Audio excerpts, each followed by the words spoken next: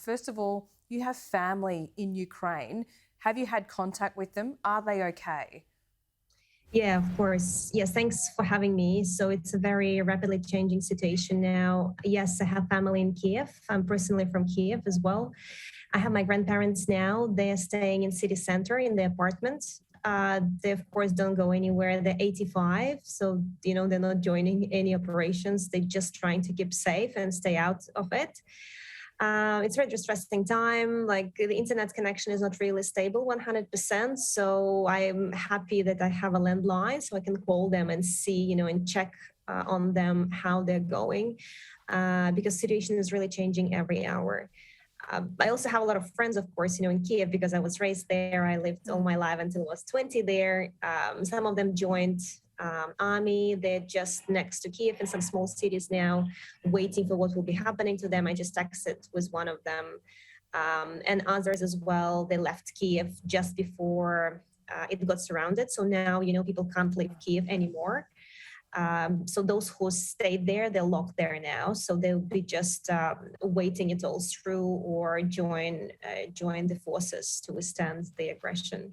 So, Olga, of your friends and family that are still there in the capital, what are they telling you? You just said that they are unable to leave. Is that because Russian troops are now surrounding the city?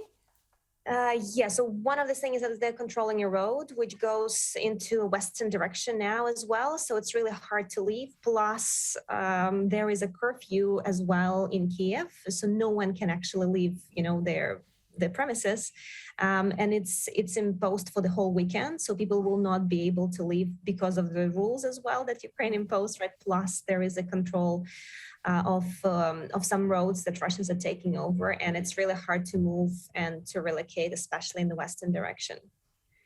We are seeing this play out in real time like we never have before, such a conflict because of social media. But with that does come propaganda really from both sides. So once again, what are your friends telling you about the ability to hold off Russian troops?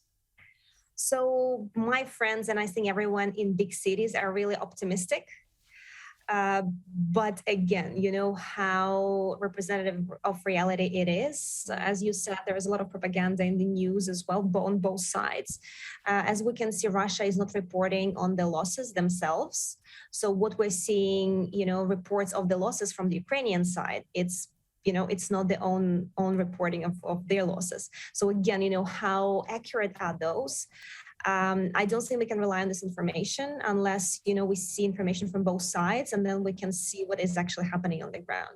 But the fact that, Russia wants to take over the seaside and then take over the big cities, right? That's the logic. And,